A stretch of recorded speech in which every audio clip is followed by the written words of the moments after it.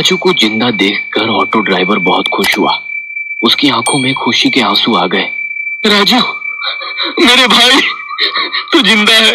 जल्दी से यहाँ आ जा और मुझे यहाँ से बाहर निकाल, उसने राजू से कहा। राजू ने अपने हाथों के कोहनी को फर्श पर टिका दिया और कोहनी के बल वो बाथरूम के दरवाजे पर आ गया। उसने दरवाजा खोलने के लिए अपना हाथ उठाया, तभी रिक्शा चालक जोर से चिल्लाया, राजू पीछे देख। और जैसे ही उसने पीछे मुड़कर देखा, उस औरत ने उसके मुंह पर लोहे का फावड़ा दे मारा और राजू का सिर उल्टा हो गया। यह देख ऑटो ड्राइवर का मुंह खुला का खुला रह गया। वो औरत फिर से जिंदा हो गई थी और उसने लोहे के फावड़े से एक ही बार में राजू को मार दिया था। लेकिन ये कैसे हो सकता है? ये औरत तो मर चुकी थी। राजू ने इसके सिर में चाकू घोंप दिया था और चाकू अभी भी उसके सिर में है। ऑटो ड्राइवर सोचने लगा। उस औरत ने उसके हाथ में से फावड़ा फर्श पर फेंक दिया और उसने अपने सिर में घुसा हुआ चाकू बाहर खींच लिया। फिर उसने उस चाकू पर लगे खून को अपनी लंबी और काली जीभ से चाटा। उस औरत की साड़ी राजू के खून से लथपथ हो गई थी। उसके लंबे काले बाल बिखरे हुए थे। उसकी आंखों के नीचे काले घेरे आ गए थे। थोड़ी देर पहले उसके चेहरे पर जो चमक और चेहरे की नाजुकता दिख रही थी, अब वो गायब हो गई थी। उसके हरकत से उसके इंसान होने के कोई संकेत नहीं दिखाई दे रहे थे, क्योंकि एक इंसान कभी भी इतना निर्दयी नहीं हो सकता और कोई भी इंसान सर में चाकू घोंपने के बाद जिंदा नहीं होता।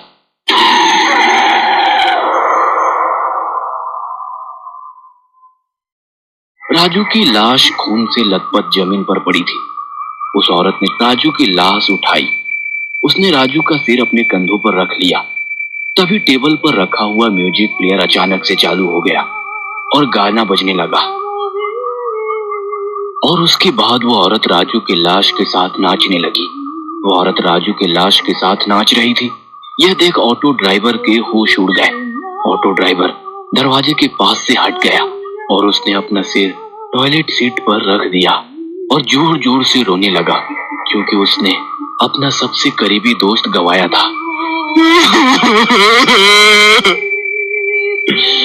मैं यहाँ से बाहर कैसे निकलूंगा?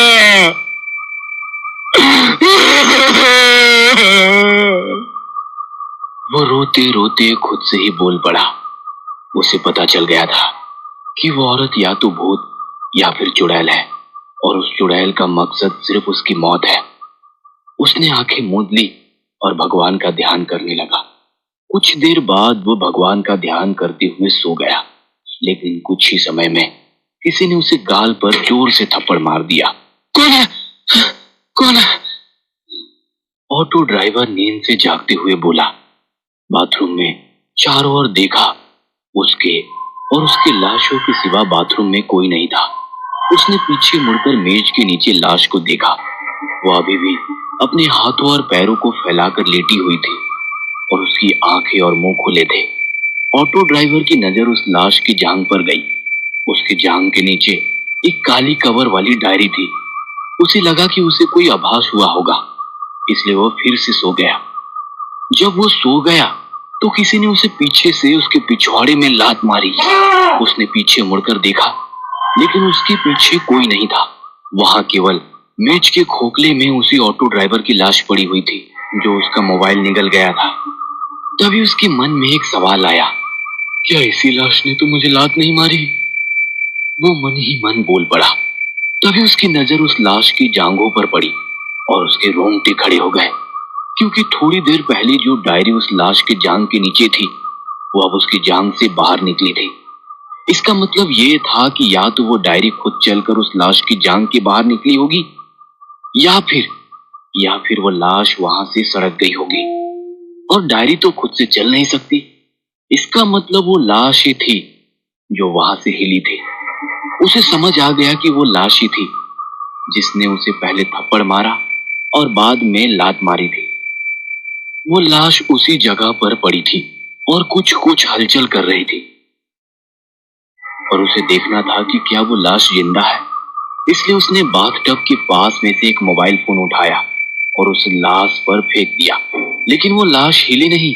उसने फिर से उस मोबाइल के ढेर में से 3 मोबाइल उठाए और एक एक करके उस लाश के ऊपर फेंके, पर वो लाश हिली नहीं। उसे लगा कि उसे कोई वहम हुआ होगा, इसलिए वो फिर से जाकर टॉयलेट सीट पर सर रखकर सो गया। उसने आंखें बंद कर ली थी, इतने में उसके सर पर कुछ आ टकराया। ऑटो ड्राइवर ने आंखें खोली और चिल्लाया, कौन है? तभी उसकी नजर उसके सामने पड़े हुए मोबाइल पर पड़ी और उसकी सांसें रुक गई, क्योंकि उसके सर पर किसी ने मोबाइल फेंक कर मारा था। उसने पीछे मुड़कर टेबल के खोखले में पड़ी लाश को देखा। उसके बाजू में 3 मोबाइल पड़े हुए थे। यह देखकर तो उसका दिल धड़कना बंद हो गया, क्योंकि उसने उस लाश के ऊपर 4 मोबाइल दे मारे थे। अब यहाँ सिर्फ 3 थे। इसका मतलब वो लाश ही थी जिसने उसे मोबाइल फेंक कर मारा था। वो उस लाश को देखकर पीछे पीछे जाने लगा। तभी उसके पीछे बाथ टब में से दूसरी लाश ने उसके पिछवाड़े में लात मारी और ऑटो ड्राइवर सीधे टेबल के नीचे पड़े हुए लाश के पैरों में जा गिरा। उस लाश के पैरों में गिरते ही उस लाश ने दोनों हाथों से उसका गला घोटना शुरू कर दिया। ऑटो ड्राइवर दर्द के मारे तड़प रहा था। वो उस लाश का चेहरा अपने नाखूनों से नोच रहा था, पर वो लाश उसका गला छोड़ ही नहीं रही थी। ऑटो ड्राइवर को उसकी मौत उसके सामने दिखाई दे रही थी। तभी उसने अपने हाथ फर्श पर टिका दिए। उसका नसीब अच्छा था कि उसे अपना चाकू फर्श पर मिला और उसने चाकू को उठाकर सीधा उस लाश के आंखों में घुस दिया और वैसे ही लाश सुन पड़ गई। उसने ऑटो ड्राइवर का गला छोड़ दिया और बेजान होकर नीचे पड़ गई। ऑटो ड्राइवर वहां से उठ गया और टॉयलेट सीट पर जाकर चढ़ गया। उसकी सांसें अटक रही थी। अब उसकी बाईं ओर टेबल के नीचे पड़ी हुई लाश थी और दाईं ओर बाथ टब जो लाशों से भरा हुआ था। हे भगवान, मुझे यहाँ से बाहर निकालो। मैं फिर कभी शराब नहीं पीऊंगा, गालियां नहीं दूंगा, हमेशा आपकी पूजा करूंगा, किसी भी औरत की तरफ नहीं देखूंगा। आपका है तो मैं सन्यासी बन जाऊंगा, पर मुझे इस बाथरूम से बाहर निकालो भगवान, बाहर निकालो। मैं आपसे विनती करता हूँ, भगवान। ऑटो ड्राइवर ने भगवान से प्रार्थना की, तू कभी यहाँ से बाहर नहीं निकल पाएगा, ना जिंदा ना मुर्दा। उसके बाद वो जोर जोर से हंसने लगी। ऑटो ड्राइवर ने अपने कान बंद कर लिए और भगवान का नाम लेना शुरू कर दिया। हे राम, हे राम, हे राम, हे राम, हे राम, हे राम। पर भगवान का नाम लेते हुए उसके मन में एक ही सवाल आया, क्या भगवान उसके इस गलती के लिए माफ कर देंगे? क्योंकि उसने एक औरत की इज्जत लूटने की कोशिश की थी। उसके मन में ना जाने कौन सा ख्याल आया और उसने भगवान का नाम लेना बंद कर दिया।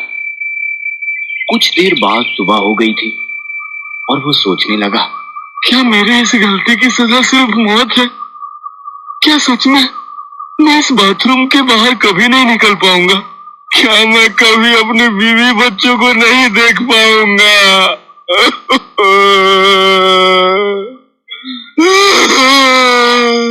और वो रो पड़ा। उसे अपनी बीवी बच्चों की याद सता रही थी।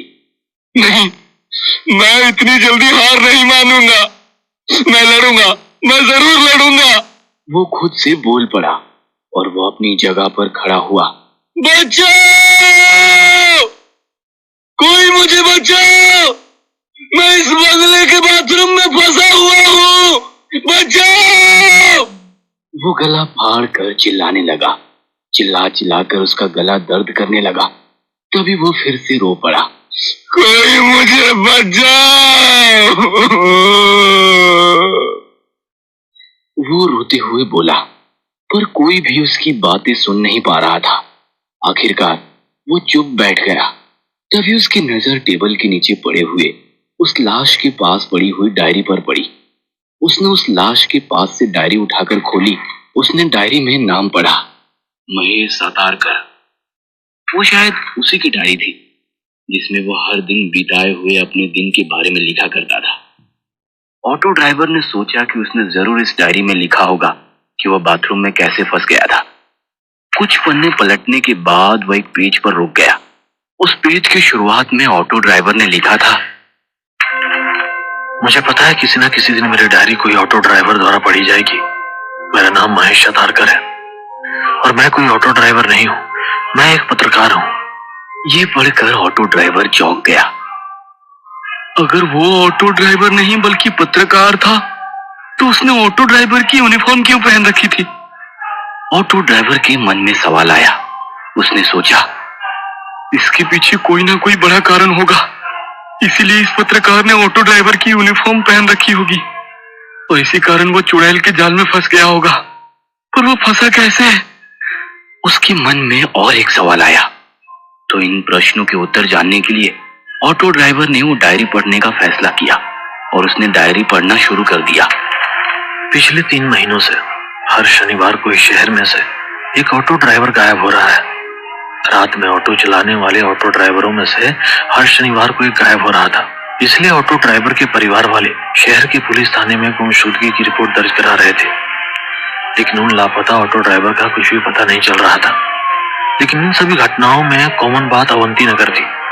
ऑटो ड्राइवर लापता होने के अगले दिन ही उसका ऑटो अवंती नगर के सिल्वर लीफ बंगले के बाहर पाया जाता था। सिल्वर लीफ बंगला 4 महीने से बंद पड़ा था, इसलिए पुलिस को उस बंगले पर शक हो गया। पुलिस को शक था कि उन सभी ऑटो ड्राइवरों का किसी साइको ने अपहरण कर लिया है, क्योंकि सभी ऑटो ड्राइवर शनिवार की रात से लापता हुए थे और उनके खाली ऑटो सिल्वर लीफ बंगले के बाहर पाए गए थे। इस वजह से पुलिस ने सिल्वर लीफ बंगले की तलाशी ली, लेकिन उन्हें बंगले में कुछ भी संदिग्ध नहीं मिला, इसलिए पुलिस ने उस बंगले को अनदेखा कर दिया। मैं एक पत्रकार था, इसलिए मैंने फैसला किया कि मैं ऑटो ड्राइवरों के लापता होने का कारण जानकर ही रहूंगा और मैंने जांच शुरू की। तब मुझे पता चला कि जो ऑटो ड्राइवर लापता हो गए थे वे रात में गुलाबगंज इलाके में ऑटो चलाते थे। इसलिए मैंने शनिवार की रात को गुलाबगंज इलाके में ऑटो चलाने का फैसला किया। उस शनिवार की रात को 2 बजे मैं गुलाबगंज इलाके में ऑटो चला रहा था जब मैंने सुनसान रोड के किनारे पर एक औरत को देखा। मैंने ऑटो उसके करीब जाके खड़ा कर लिया। मैंने उस औरत के चेहरे की तरफ देखा।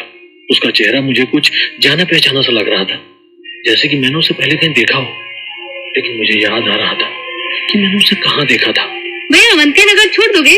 उस औरत ने मुझसे पूछा। अवंती नगर के शब्द सुनते ही मेरी आंखें चमक उठी। हाँ बिल्कुल, बैठ जाइए, मैंने उस औरत से कहा।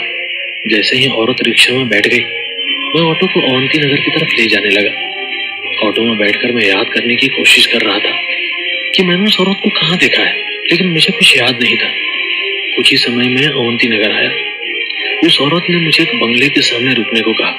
उसने भाड़ा दिया और एक बंगले का गेट खोलकर अंदर चली गई। मैंने उस बंगले को देखा और मेरी आंखें खुली की खुली रह गई, क्योंकि उस बंगले का नाम सिल्वर लीफ था। लेकिन ये बंगला तो 4 महीने से बंद है, फिर ये औरत इस बंगले में क्यों गई है? मैं मन ही मन बोल पड़ा। मुझे लगा कि कुछ तो गड़बड़ है और मैंने उस बंगले में जाने का फैसला किया ताकि पता चल सके कि मामला क्या है। तभी अचानक से मेरी नजर पीछे की सीट पर गई। वो औरत ऑटो में अपना मोबाइल भूल गई थी। बस मुझे उस बंगले में घुसने का कारण मिल गया।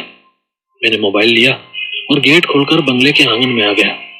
मैंने दरवाजे की घंटी बजाई, लेकिन कोई भी दरवाजा नहीं खोल रहा था, इसलिए मैंने दरवाजे को थोड़ा सा धक्का दिया और यह क्या, अचानक दरवाजा खुल गया। औरत शायद गलती से दरवाजा बंद करना भूल गई थी। मैडम जी, मैंने अंदर आते ही उस औरत को आवाज दी। तभी मैंने उस औरत के चिल्लाने की आवाज सुनी।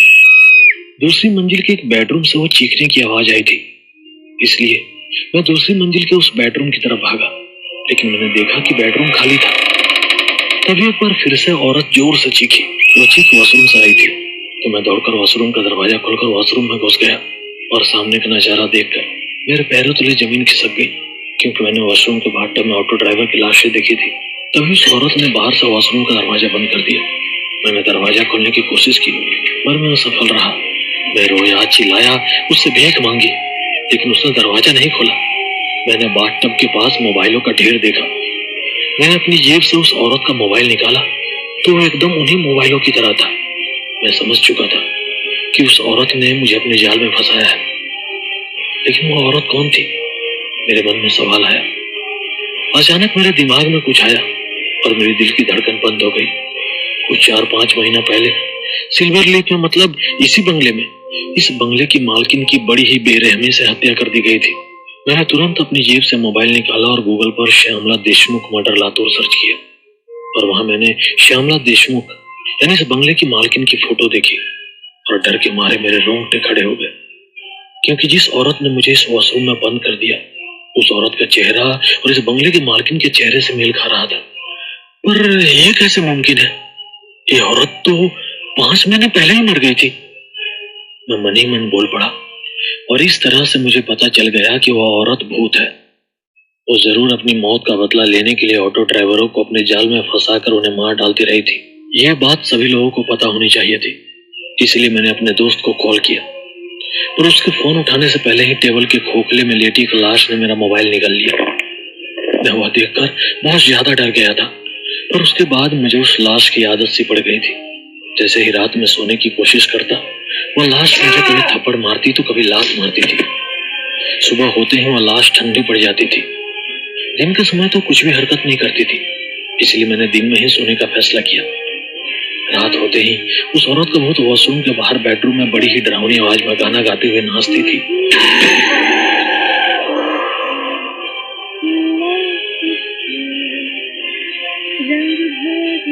उसकी आवाज सुनकर मेरे कान दर्द करते थे। हर वक्त मेरी नजर वॉशरूम में पड़ी लाशों पर जाती थी। उसमें से आधे ऑटो ड्राइवर तो उस वॉशरूम में बिना खाने पीने के तड़प के मर गए थे। मैं हमेशा सोचता था कि वो औरत इन सभी की मौत कैसे देख पाती होगी। उस औरत की हत्या बेहद ही बेदर्दी से हुई थी। शायद इसीलिए मरने के बाद वो इतनी क्रूर बन गई थी। कहानी के अगले एपिसोड में हम देखेंगे कि आखिर वह औरत भूत सिर्फ ऑटो ड्राइवर्स को ही क्यों मार देती थी, और अगले एपिसोड में हम ये भी देखेंगे कि उस औरत का खून किस वजह से और किस तरीके से किया गया।